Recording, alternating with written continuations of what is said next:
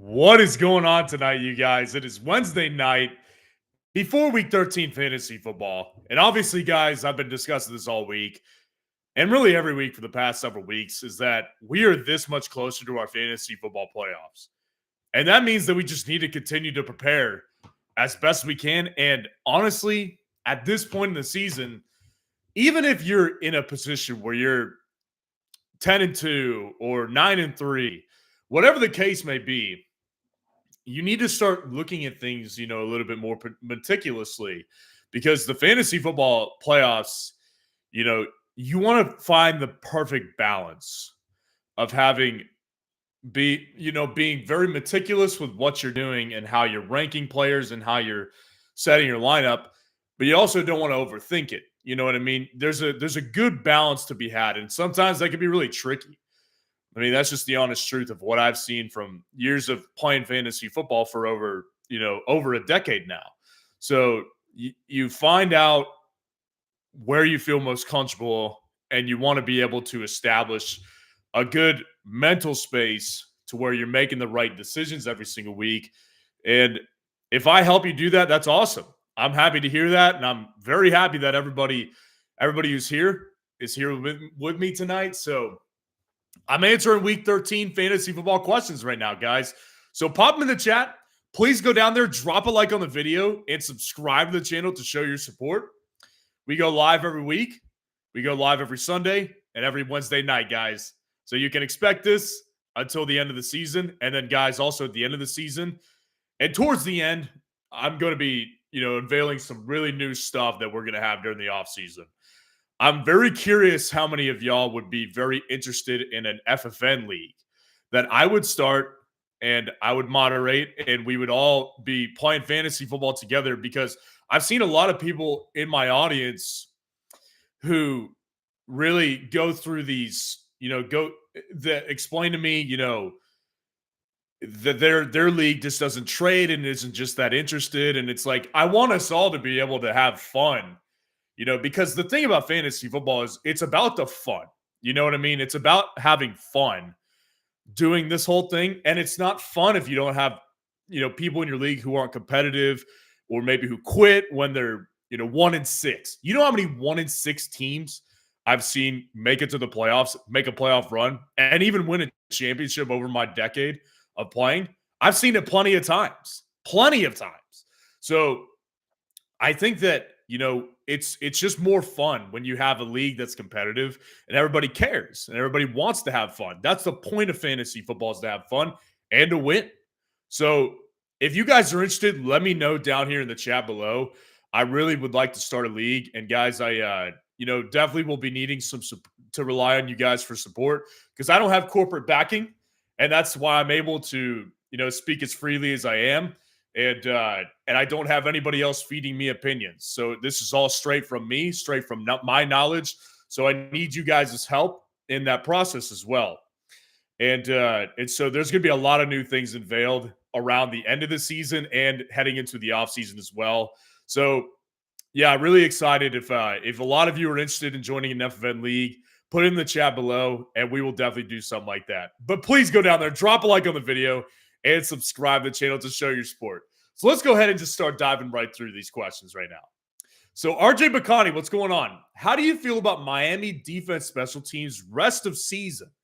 So this is a good question, because obviously they're a top defense for me this week. And if you haven't seen my defense ranking video, I would say go back and watch it, because I have them pretty highly ranked again.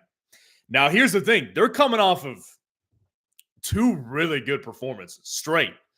And that's an encouraging thing to see, of course. Now, what I have said about the Dolphins defense in the past is that I ultimately just don't think this is a very talented defense. And I stand by that.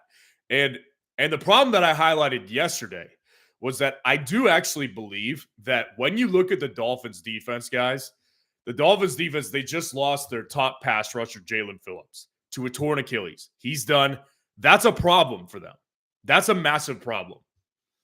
So when it comes to them rest of season, the Dolphins next week, they're playing the Titans. That's another plus matchup right there. I will likely I don't want to speak too soon because a lot of things change between now and then. But as of right now, I would foreshadow myself having the Dolphins again inside of my top 12 defenses next week. Then the following week, the Dolphins, they're taking on the Jets again at home. Again, a very, very interesting prospect. Very, very interesting again. So that's week 15. That's the first week of most of your fantasy football playoffs. So that's already a defense that I would play. And then they play the Cowboys at home, week 16. That's not a good matchup right there. That's just simply not a good matchup. And that's not a defense that I'd be comfortable telling my audience to play. And I can't foreshadow myself putting their defense inside the top 12 unless Dak goes down to an injury.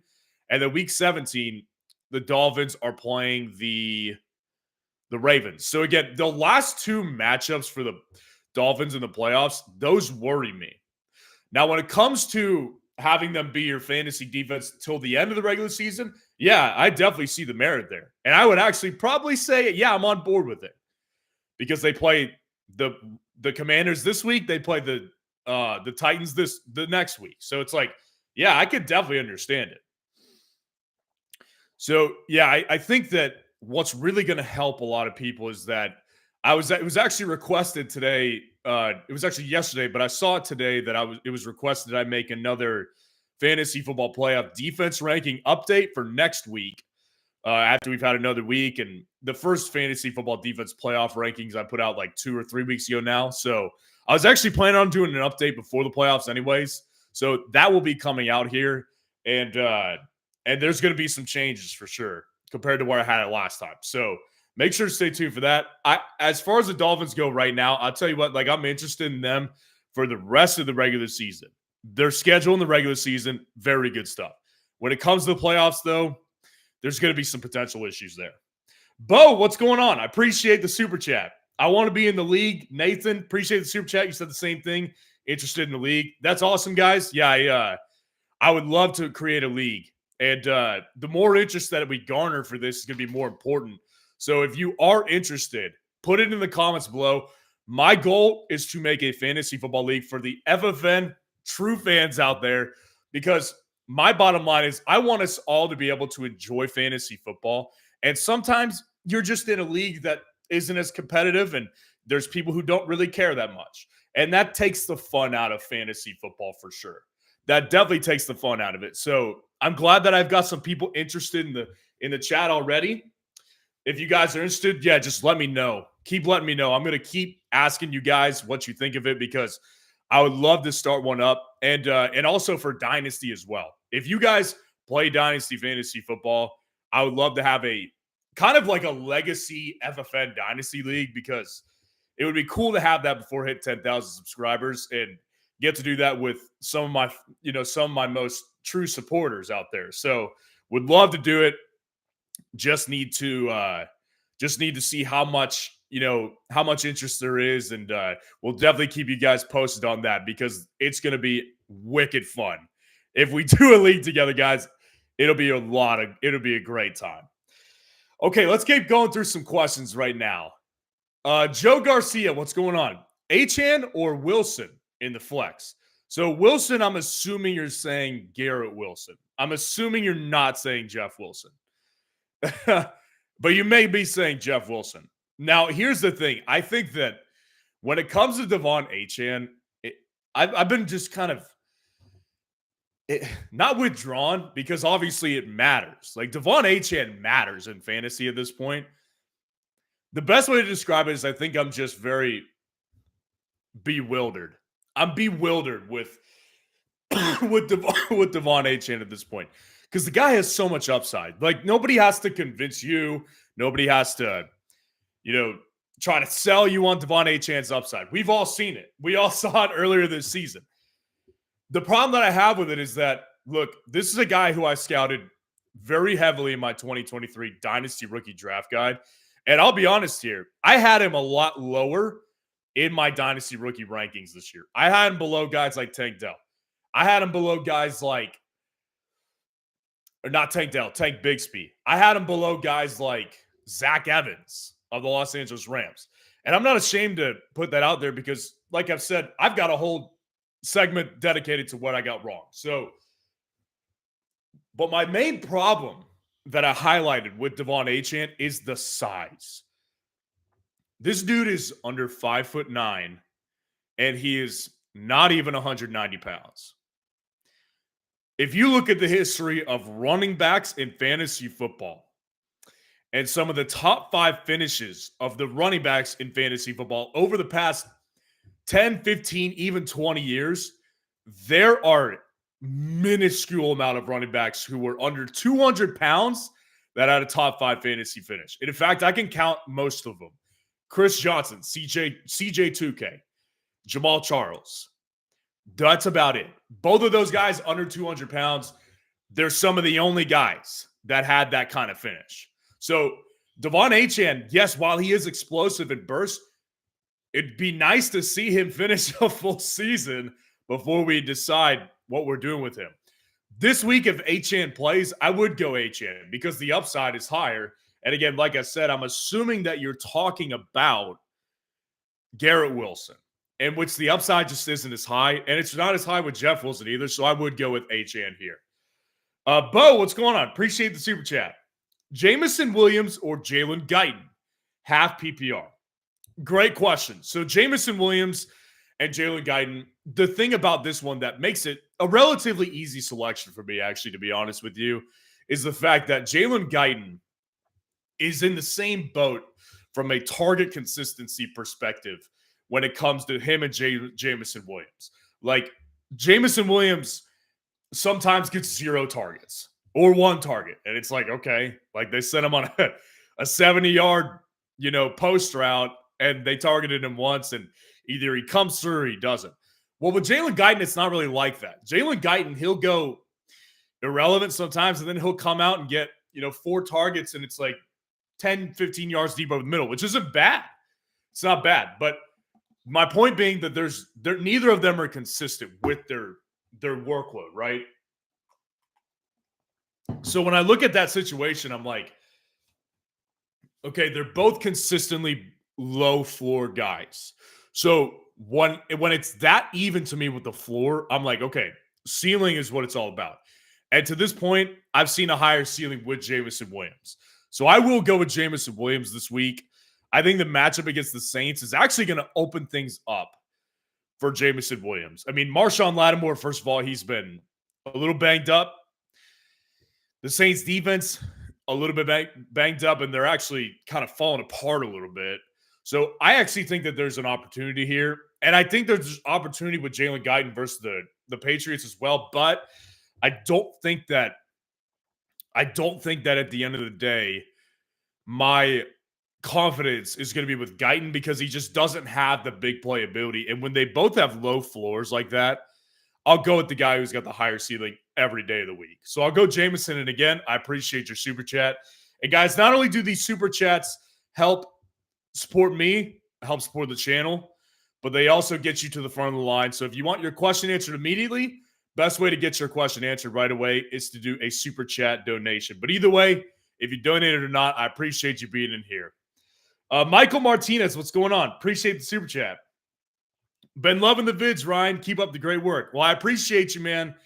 I appreciate you being in here. And, it's been awesome this season getting to grow like the channel has and really to be able to connect with you guys. Because at the end of the day, like growing is awesome. But at the end of the day, if I'm not connecting with my audience, it's not as fun. Because I love football. I love fantasy football. I want to build a community with guys that, guys and girls that love the sport like I do and love fantasy football like I do.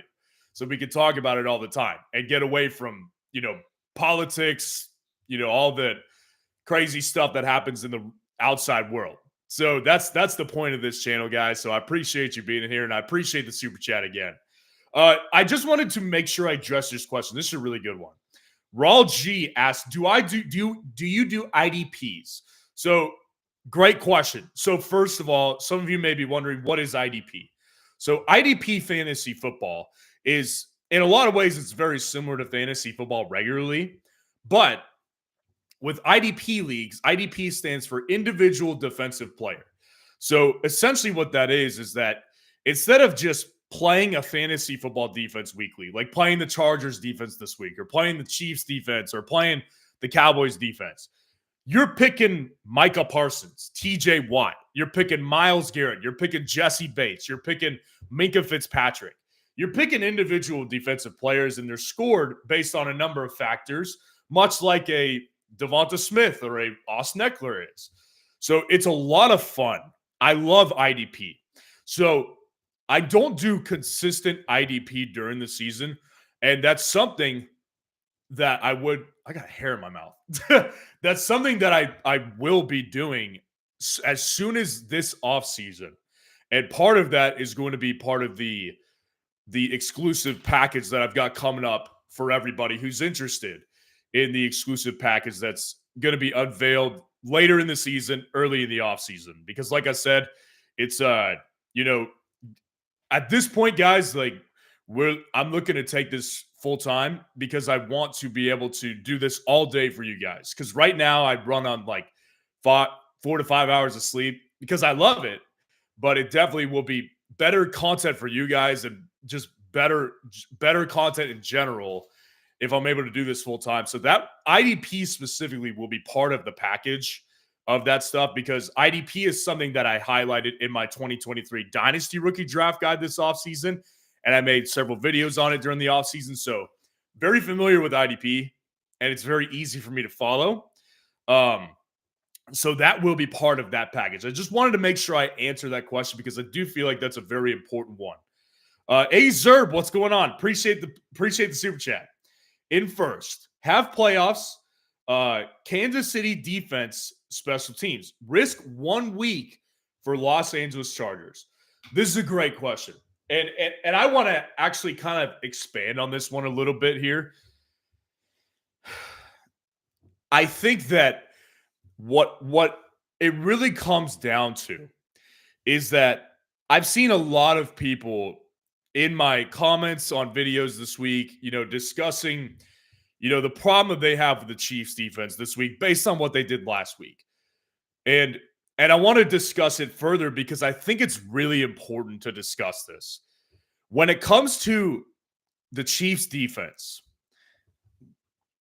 I understand why people are having issues this week. I totally understand it. They gave you 1 or 2 points last week, and they probably cratered a lot of weeks. I understand the frustration when that happens with the defense. And in large part, one that has been great all season doing that, it's frustrating. So I think the natural reaction is to say, I'm done with it. This is just kind of an overall idea of how to play fantasy football, though, to me. I think that a lot of times we can let our emotions get the best of us. And I'm not exempt to this. Like, I always kind of tell this story, and I don't know, maybe you've heard it before on one of my live streams, but a couple of years ago, this was probably my 5th season of playing fantasy. I drafted Joe Mixon, and Joe Mixon that year was a first rounder. And I don't remember what season it was, but I remember him getting injured, and when he was healthy and playing, he wasn't very good.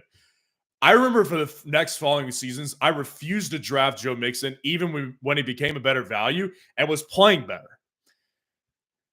So it's like, okay, on one side of my head, I'm like, okay, I just wasted, on one side of my head, I'm like, I just wasted so much time being upset with this guy because I drafted him in the first round and he didn't pan out one year, when I could have drafted him the next year. And it's like, I could have had way more, fantasy success with him when he became a better value. I think that's what we're seeing with the Chiefs defense right now. I mean, you could go back weeks ago and look at a defense like the Chargers, right? The Chargers defense a couple weeks ago, they got 20 plus points against the Jets.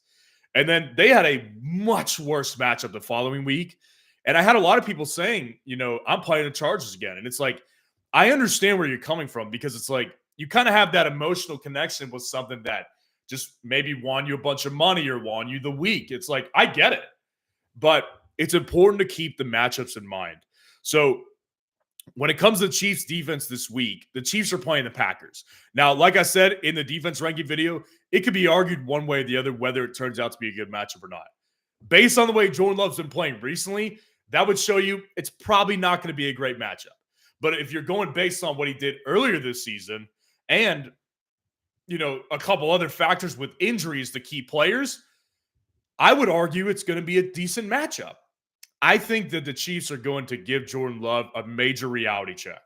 So when I look at the Chiefs defense versus the Chargers defense, Chargers obviously have the leg up on the matchup. With the Chiefs defense, they've got the Bills next week. The Chiefs then in the playoffs get the Patriots immediately. So if you're going to do this, I'm on board with it, with the caveat that as soon as the week is over, you pick up the Chiefs defense again, even when they're playing the Bills, just to make sure you secure them. Because I do believe that still they're going to be a great fantasy football playoff defense for sure. And again, I appreciate the super chat. Twisted Folk, what's going on? Appreciate the super chat. Thanks for your insights. Well, I appreciate you being in here. Purdy, Herbert, Chase, Nico. Great group of questions right here. So with the quarterback one, this is actually a really interesting one to me because when you look at Justin Herbert and Brock Purdy over the season, Justin Herbert has shown more upside consistently. He's shown a higher floor consistently than Brock Purdy has. Brock Purdy's done very well in a lot of games. He had that bad stretch and then he had like 10 fantasy points last week against Seahawks. Other than that, he's been a really good player. Now, with Justin Herbert against the Patriots, it sounds like a slam dunk. And I'll be honest, it's tempting to play him just because he's been so good. Here's why I'm going to say Brock Purdy, though. Brock Purdy against the Eagles, first of all, the matchup, the Eagles don't have a slouch defense. That's not why I'm saying play Brock Purdy. Why I'm saying to play Brock Purdy is because when I look at this matchup, there's so much scoring potential. Think about this. The 49ers have all of their pieces healthy, all of their offensive weapons healthy. Their defense is playing good football. They're pissed off about the loss they took last year in the playoffs because it wasn't even a fair fight. They had to play Christian McCaffrey at quarterback in that playoff game in the NFC Championship. It wasn't a fair fight. So when I look at the Justin Herbert matchup on the other side, on paper it sounds great. But you want to know something? Each and every year that Justin Herbert has played Bill Belichick, not only has he done bad, but they've actually lost to the Bill Belichick-led Patriots. Now, the Patriots look different this year. They look much worse, and they're just in a tailspin right now. History tends to repeat itself with Bill Belichick and quarterbacks, though. He's familiar at this point with Justin Herbert. He knows Justin Herbert's strengths and weaknesses. I have a feeling this is going to be Justin Herbert's worst game of the fantasy season this year. So I'm going to go with Brock Purdy in the matchup. And then Chase or Nico, I'll go with Nico because I think that Nico's just got higher upside at this point. I mean, Jamar Chase, if you watch the Bengals-Steelers game, you saw the upside the player has. He caught 2 tip balls midair for 40 yards combined on the catches. The dude has tons of talent. Nobody questions that. What I question entirely, and it's not even a question at this point, it's more of a fact. His quarterback he's just inferior. It's just the reality. So, Nico Collins, superior quarterback.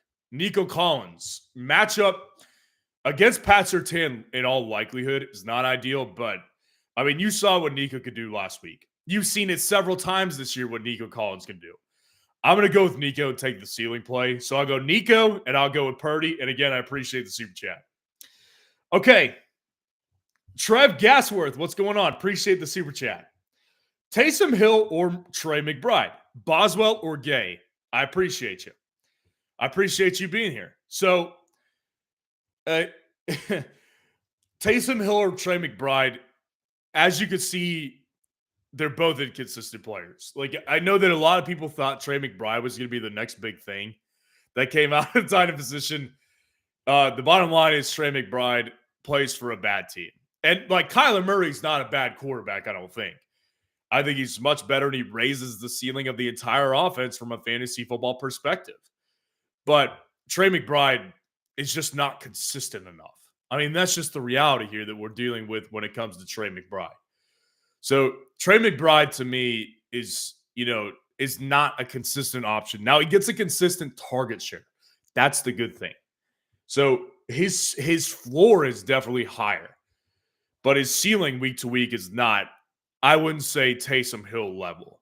Now, the problem that I have with Taysom Hill is that this offense with the Saints is just so, they're a train wreck right now. Like a serious train wreck. Like, take out the fact that Chris Olave is dealing with an injury and Rashid Shaheed is dealing with an injury and Michael Thomas is dealing with an injury and Derek Carr, by the way, not been healthy.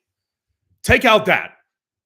Look at the team that they have when they're all healthy. Derek Carr, not a great quarterback at probably his worst year yet, but I would say he's still a middle of the pack-ish quarterback.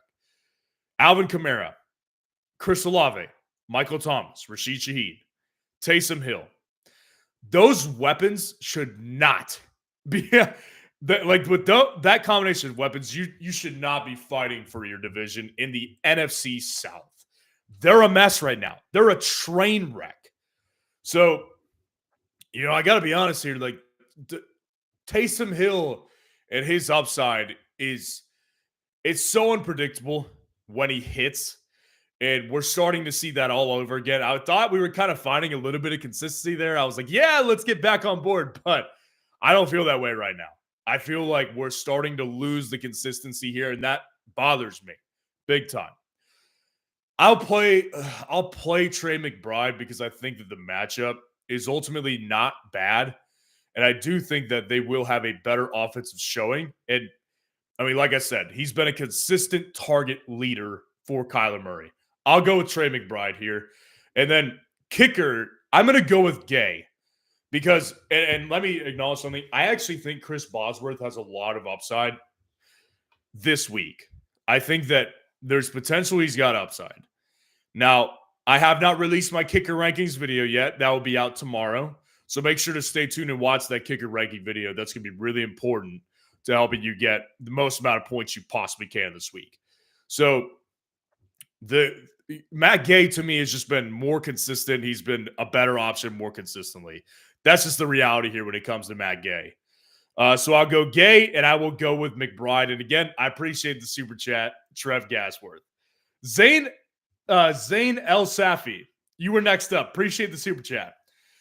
Forgot to include my message in the super chat. Dalton Schultz or Pat Freiermuth and Deontay Johnson or Zach Charbonnet. Thank you. So half PPR right here. I get it. Like Pat Freiermuth coming off a fantastic week of fantasy football. And like, I have to admit I was wrong on this. Like I said to not start him last week consistently over a bunch of guys who did not do as well. Pat Freiermuth was the number 2 tight end last week in fantasy football at half PPR. He was tremendous. So it goes back to what I've been saying about the Steelers offense post Matt Canada, which is that this past week, what they did against the Bengals, it doesn't surprise me because of the fact that I've said this. Look at coaches who have gotten fired this year and what their offenses did the week after they got fired. Josh McDaniels with the Raiders. The Raiders came out swinging immediately the next week. They had Matt Canada just got fired. Steelers came out swinging, but it still wasn't good, but it was better. It was better. And then now you've got Carolina, and it's like Frank Reich. It could happen with them, but Pat Freiermuth, I just don't see the consistency there. Like, yeah, Dalton Schultz is going to see the ebb and flows of a tight end, right? Like, Dalton Schultz is not always going to be this great tight end option. I'm not saying that. But when it comes to Dalton Schultz, we've seen it more with him. We've seen it more consistently with him. I personally would go with Tucker Kraft. I would personally go with Dalton Schultz, and I know that's probably going to be an unpopular opinion, but to me, it's just the the better upside move too. Because Pat Freiermuth, this is his only good game this year. His only good game. I just don't see it enough. So I'll go with Dalton Schultz here.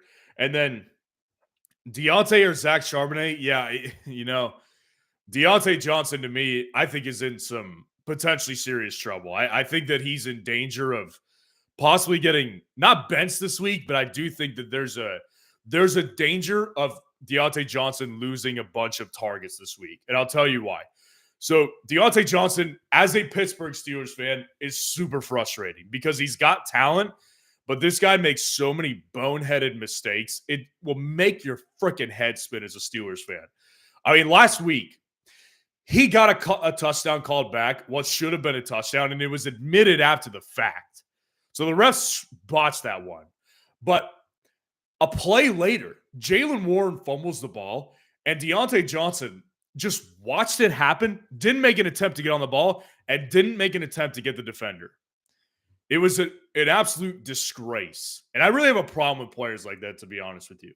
Now, I always say this, while I am, a Pittsburgh Steelers fan, my fantasy football analysis always comes first. The matchup is really good for Deontay Johnson, but I do think that there's a good chance that he gets capped volume this week, whereas Zach Charbonnet, we know at this point that he's getting the volume. Let me make sure that Kenneth Walker is officially out. He's doubtful. So, yeah, Kenneth Walker's not playing. So that would indicate that Zach Charbonnet is going to get most of the running back work. The Dallas Cowboys is the problem here. That matchup stinks. You know that matchup is no good. Best case scenario for him is he gets in the end zone at the goal line.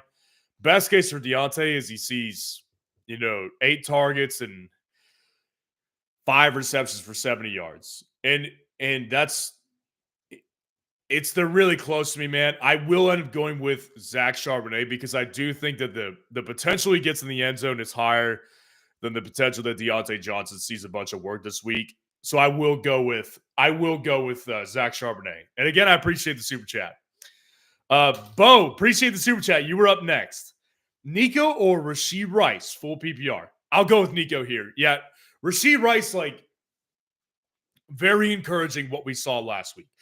I would like to see more of that before I start ranking him above guys like Nico Collins or even Jamar Chase right now. I would like to see more of that because, let's face it, Rashee Rice, it's not like this is the first time he's getting this opportunity.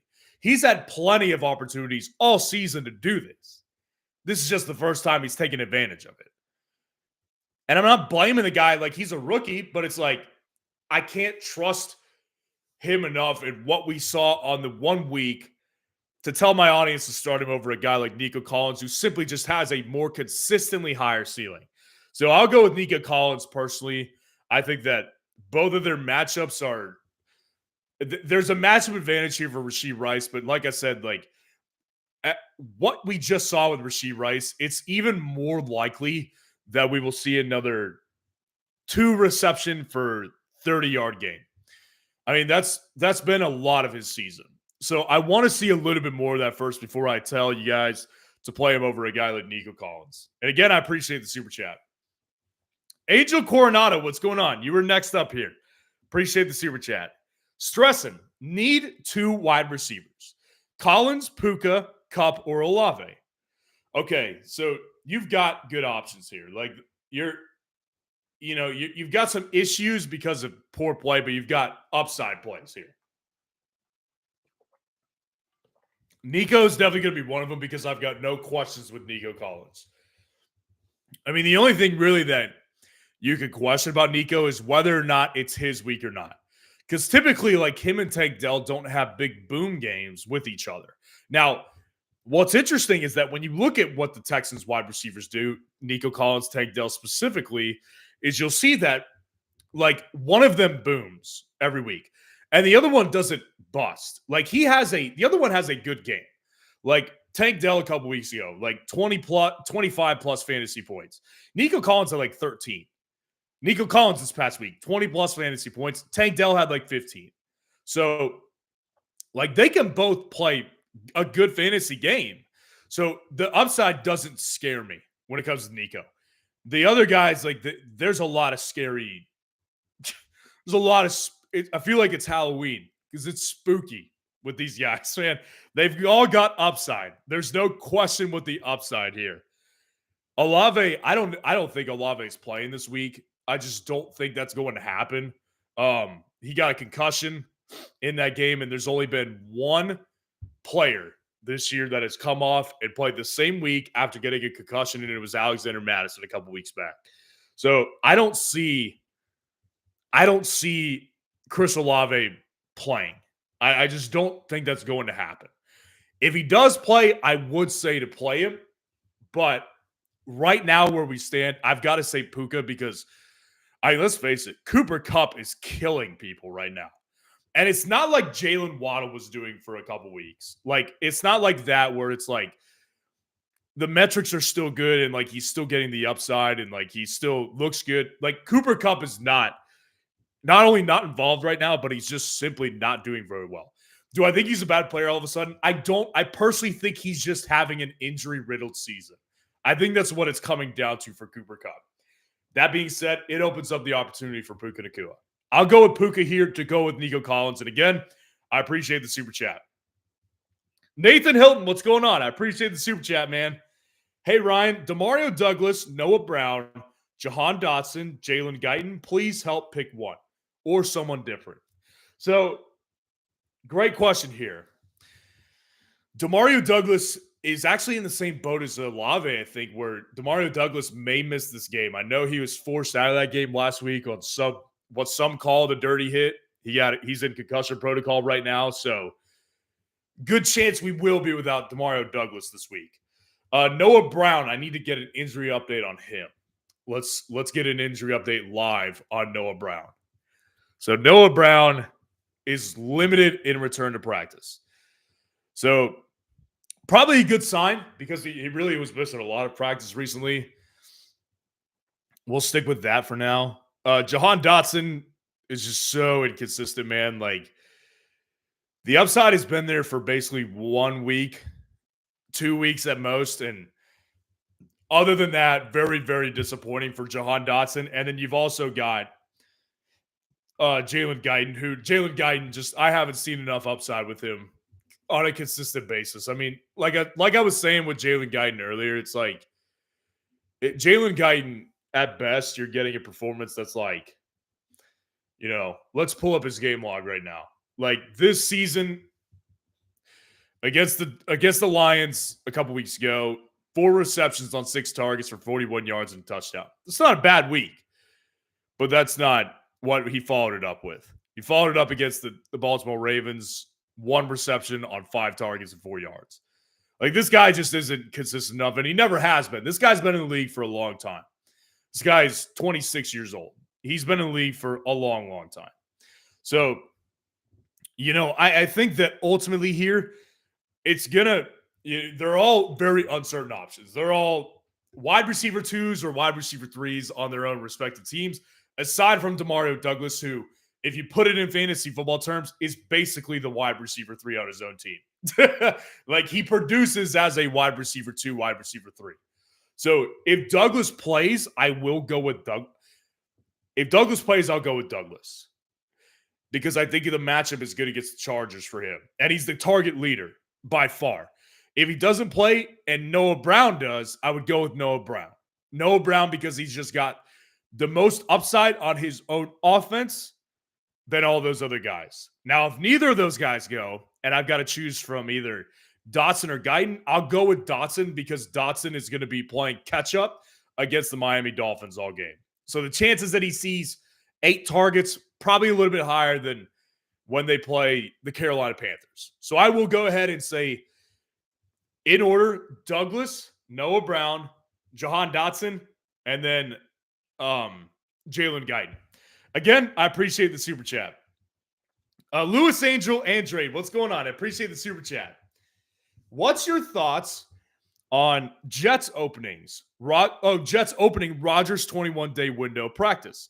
Have him on IR with Purdy and Stroud, but don't know who to start when he returns. Okay, this is a great question. I've actually been kind of excited to talk about this Aaron Rodgers thing. So for those of you who don't know, the Jets just opened up Aaron Rodgers' 21-day practice window. I would assume most of us know, but he tore his Achilles in week 1 of the NFL season this year. So let's just get a couple things out there. Not only is it absolutely absurd, unprecedented that a player of his age is coming back from an Achilles injury potentially during this time period.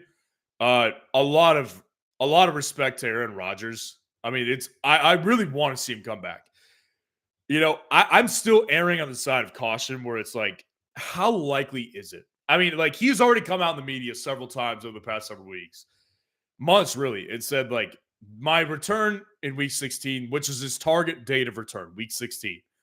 He says, my target date of return is totally dependent on how I'm feeling, obviously, and also how the Jets are doing in the playoff hunt.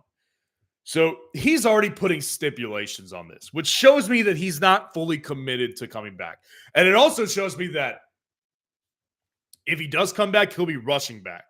Because you would think that if this guy is fully healthy by week 16, he'll be dying to get back on the field either way, right? So either way, it shows me that he may not be just full health. And that's a problem. So, and then when I look at the offensive line the Jets have, it's like, you've seen how they've done with Zach Wilson and Tim Boyle. Those quarterbacks are not good, but imagine doing it, putting Aaron Rodgers, a guy who's coming off an Achilles injury, almost 40 years old, behind that offensive line. I don't see success with it, honestly. So to me, it's a no-brainer. Like, sticking with Purdy and Stroud is definitely the move you're going to have to make. Like, I get it. It's fun to talk about. I love Aaron Rodgers. He's really grown on me over the past several years.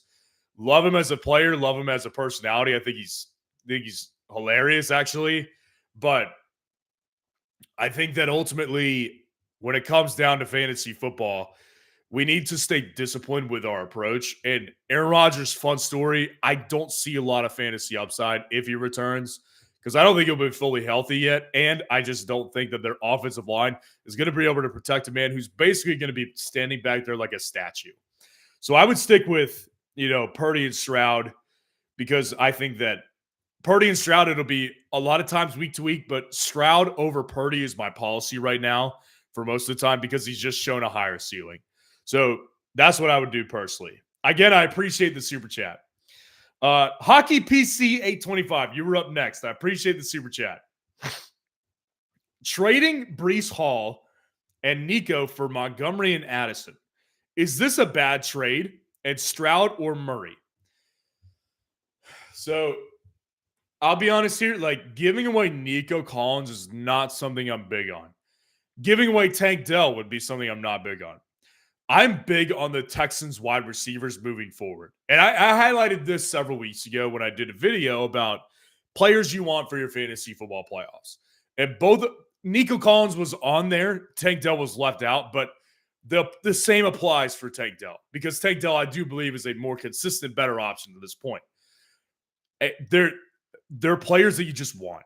The Texans have, obviously, like, CJ Stroud having a phenomenal rookie year, runaway victory for offensive rookie of the year award. No question about it.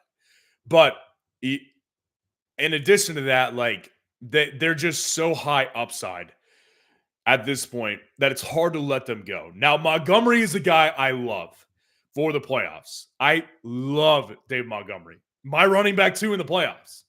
And I know that pissed a lot of people off, but I stick with it because, look, this guy, like, even if he loses some snaps, right?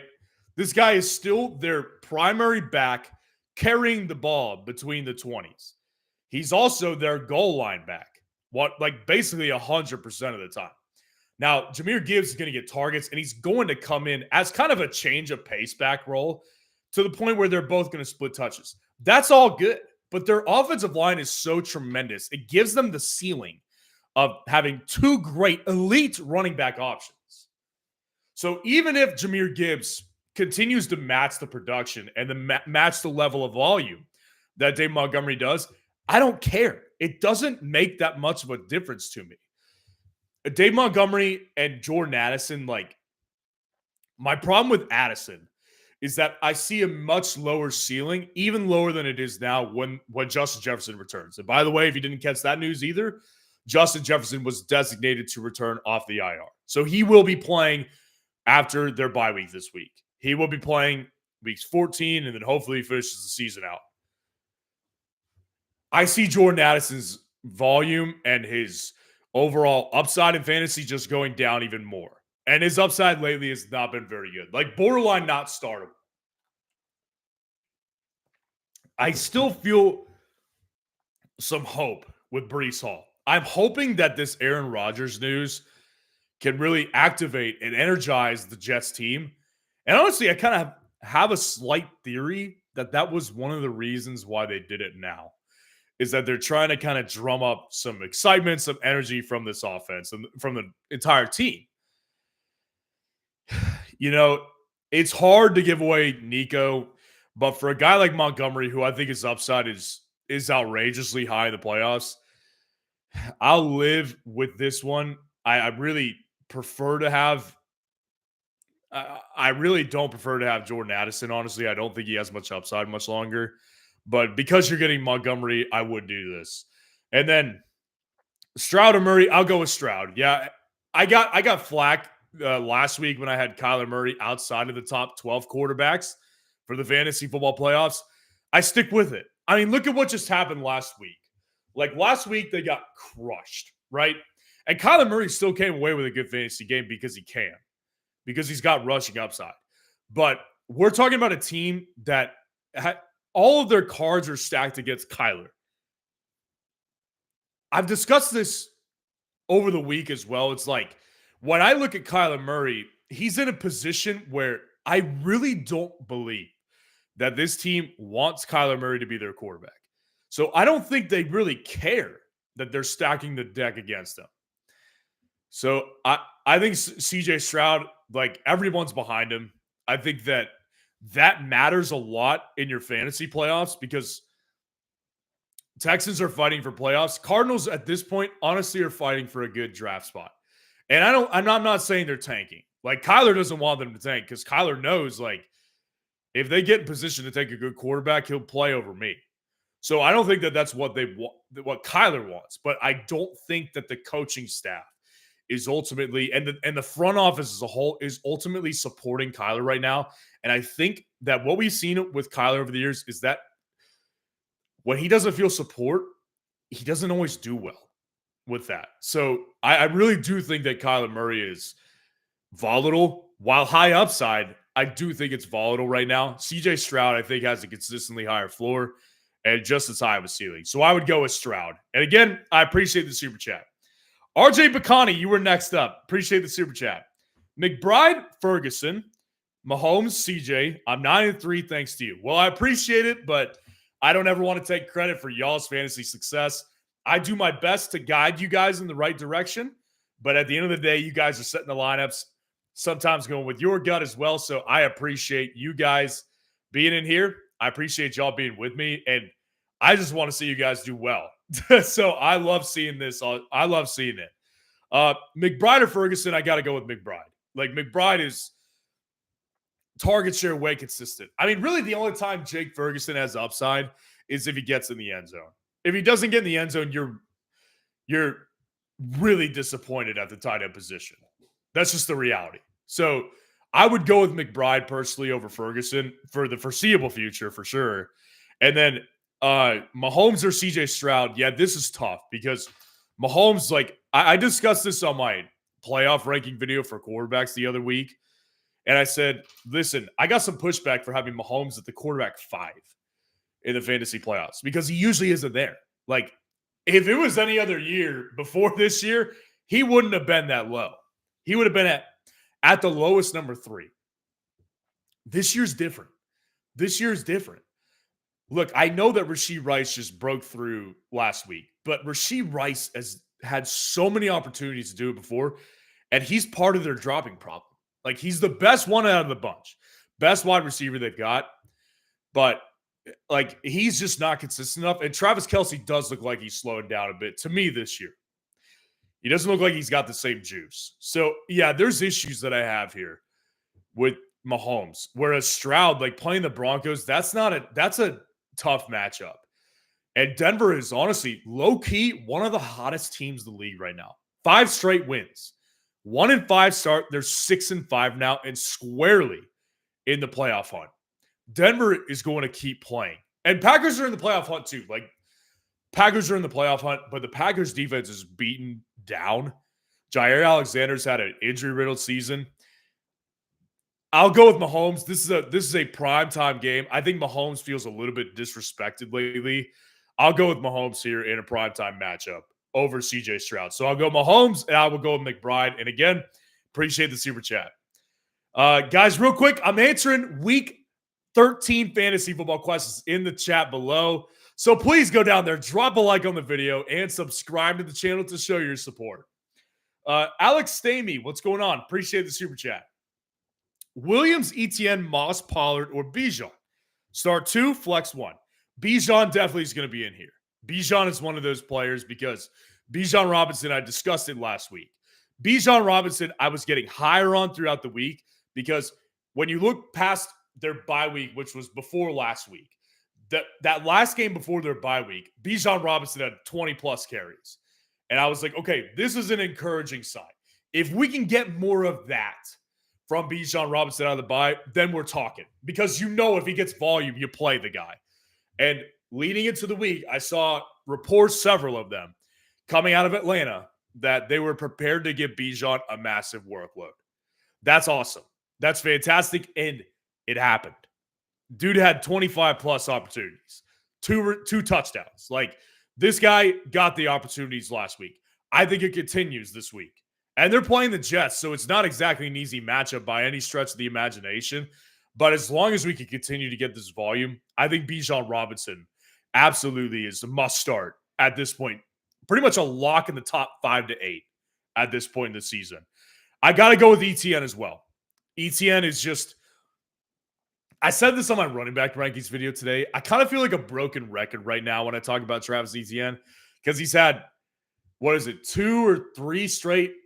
2 bad performances, 3 straight mediocre performances. And so a lot of people are just like, maybe he's just kind of run his course. That might be true. I'm not going to deny that it might be true. I don't think it is, though. I don't think it is. I think that he's just going through the ebbs and flows right now of his situation, which is that sometimes when the Jags got all their weapons at the receiving court, they're going to want to throw the ball more. ETN this week, the matchup that he's got versus the Bengals, their struggling defense that just gave up 100-plus to the Pittsburgh Steelers, I got to go with ETN. I'm calling on the bounce back this week. And then Williams, I'm assuming you're saying Kyron. So I got to go with Kyron. You've got great problems, man. It really sucks to put Moss on your bench. I'm fine with benching Pollard if you've got these options. Sucks to put Moss on your bench, but if you're talking about Kyron Williams, the Browns are not an easy matchup at all. But Kyron Williams, like, this guy has just proven everybody wrong, including me this year. He's been excellent. You can't doubt him. The guy is, at the very least, the top 6 running back right now. So I would go with ETN, I would go with Williams, and I would go with Bijan as your 3 guys, 2 to start, 1 to flex. And again, I appreciate the super chat. Christian Rodriguez, you were next up. Appreciate the super chat. Muth or Taysom? Okay. This is actually one of the tougher questions, I think. Because Taysom Hill, I just kind of got on a rant about him earlier in the live stream that it's really unpredictable with what the workload is going to be with him moving forward. It's hard to tell. Now, it's also, I would argue, just as hard to tell with Pat Freiermuth. This was the only week that Pat Freiermuth was even relevant. Pat Freiermuth has stunk up the joint all season long. This week was great. Yeah, nobody's going to deny that. But I don't see it consistently in this bad of an offense for Pat Freiermuth. I just don't. This guy has just simply not done it enough this year. I'll take Taysom's upside. I will. I think Taysom honestly is just like the matchup for them this week versus the Lions, not as tough as you may think. And I think a lot of people actually are kind of catching on. The Lions don't have as great of a defense as maybe we all once thought. But yeah, to me, the Muth, like he is just simply, I need to see more consistency first.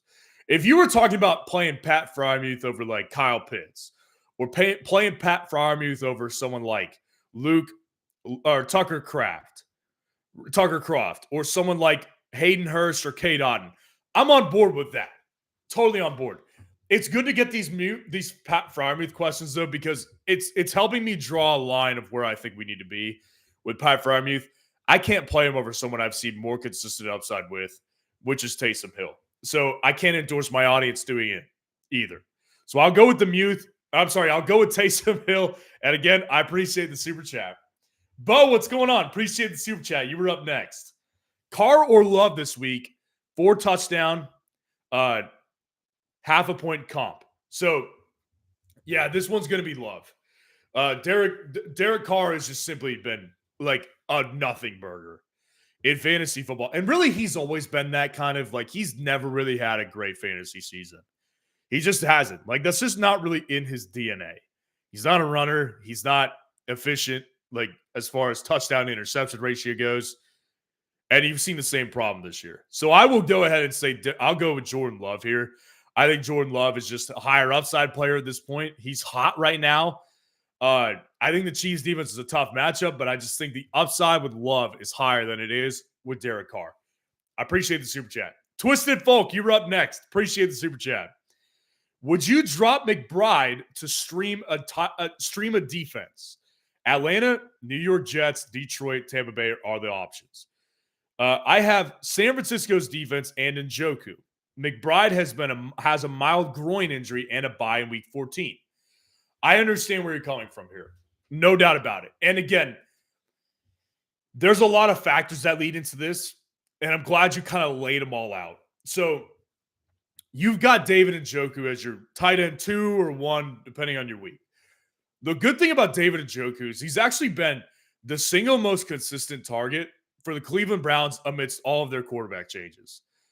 And I don't know if Dorian Thompson-Robinson is playing this week or not. I would probably say he won't since he's got a concussion. I don't think it matters. I really don't. None of the quarterbacks at this point present more upside than the other. All we need to know and all that's important to us is that David Njoku remains a top target for all of them, regardless of who it is. So, yeah, David Njoku to me is a very good option. I think that he's going to continue to be a very good option. With that being said, I don't think I'm endorsing dropping Trey McBride because his target share has been consistent. Now, whether it's a mild groin injury or it turns out to be bigger, I'd like to see what happens first, where your San Francisco defensive play, like that's a tough one for sure. I look at Atlanta. I think they're a good defensive play. I've got Tampa Bay higher than them. I've got the Jets higher. It really depends on what you think your league mates will do. Because if you've got an IR spot, right, I would just say put him, you can't put him on the IR. You can't do that. I would say that, if your league is struggling at tight ends and not everybody has a consistent tight end option, it's hard to endorse dropping McBride because I do think he has upside as long as he comes back out to the bye good. I'll do it for this week, though, because he is coming up on a bye week and he is limited in practice. I will say I would drop them for the Falcons defense personally. I think they were highest ranked in my defense ranking this week because I think they have the best upside of the matchup. That's what I ultimately think it comes down to. So, yeah, I would say you could do it for this week. But I'll say this. If he comes back, if we get more information over the week or next week that McBride's injury is good and he's not going to be out, I would pick him up off the waiver during the bye week. That's what I would do personally. So, again, I appreciate the super chat. Jared Bush, what's going on? Appreciate the super chat. Full PPR, ETN and Bijan in my running back spots, And in my wide receiver spots, I have Keenan and A.J. Brown. Who should I flex? Gibbs, Dell, or Devonta Smith? So, okay. Etienne and Bijan in the running back spots, great options. Keenan and A.J. Brown, great options. So if you're going with one flex here, I would say that, they're all great options. Honestly, like, I want all of them. These are great problems to have, though, because I really don't think you can go wrong with any of them. I really don't. Now, I'll be honest here. Like, I want to maximize upside. And I do think that even though Jahmyr Gibbs was inside the top 10 running backs for me, I think with your other options, it's arguable that he may not have the highest upside based on his matchup versus the Saints this week in New Orleans. I think there's a world where he has a little bit of a down game. Tank Dell, I don't see that with against the Broncos, and I don't see it with Devonta Smith against a great matchup. The bottom line is I want to take a shot on an elite matchup. And I think that Tank Dell is going to be my choice here because I think that Tank Dell I think Nico is probably going to be the one who gets more so blanketed by Pat Surtain since he plays the majority of time on the outside. And that's going to leave a lot of stuff open for Tank. I think it could be a Tank Dell type of game. So I will go with Tank Dell here in your flex. And again, I appreciate the super chat right now. All right, guys, I've got a couple more questions, then I'm going to go ahead and sign off for the night. I've still got to make the kicker rankings video for tomorrow. So it's going to be another late night for me. So please go down there, drop a like on the video, and subscribe to the channel to show your support. I appreciate y'all being here live with me tonight, guys. It's been awesome. G Hungry, what's going on? I appreciate the super chat. Pick 2 to roll with. Mostert, Moss, Kirk, and Chuba. So I'm going to go with Mostert for sure because I think the matchup is just tremendous with Washington. Upside is there. Offensive upside is there. Matchup is there. And then I'm going to go with Moss. Zach Moss, to me, is just back in the lineup. You have to put him. I mean, he's been great when he's been the guy this season, and he's playing the Titans, who aren't exactly a great matchup. But I would say that overall, like, this is a guy who I think ultimately just has a tremendous amount of upside with the factors that go into what we saw from him earlier this season. So I will go ahead and say Mostert, and then I'll go ahead and say Zach Moss here because I think those guys just simply have the highest upside out of the bunch. And again, I appreciate the super chat right here. So let's answer a couple more questions right now, and I'm going to go ahead and sign off. Couple questions here. Casey Beards, what's going on? Polling the chat. Do I start Pittman and Puka over Garrett Wilson and DK Metcalf? So what I would do is I would start Pittman, and I would actually start DK Metcalf. Yeah, Pittman and Metcalf is going to be my choice here. Pittman, like at this point, putting Pittman on your bench just seems kind of it's ill-advised by me. Pittman has been consistent, and he's got upside. And DK Metcalf has upside. The matchup sucks, but I don't see as much upside here with Garrett Wilson for sure. And with Puka, it's been a lot of inconsistency that I just haven't seen play itself out very well. So I will go with DK and I will go with Pittman personally. That's what I would do. One more, and then I'm going to go ahead and sign off for the night.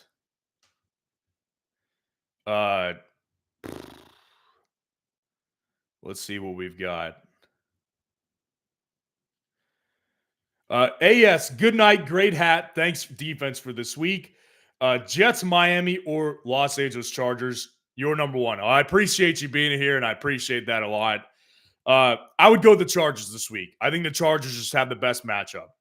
Chargers playing the Patriots, it's just a disaster. And real quick, on the Jets Chargers, or on the Chargers matchup, it's like when I look at that, I see that the Chargers are playing the Patriots, and they're going to be starting Bailey Zappi. And someone in the comments was like, well, they're not going to be as turnover prone. And I said, I don't really think it makes a difference. Bailey Zappi throws picks too. So there's lots of upside with the Chargers defense this week. I just can't picture not playing them. So I'm going to go ahead and sign out for the night, guys. I appreciate y'all being in here for the night, guys. Please go down there, drop a like on the video, and subscribe to the channel on your way out of this video. And I will see you guys in tomorrow's videos. Tomorrow, guys, on the kicker videos. So I appreciate y'all being here. and I will see you guys tomorrow. Peace out.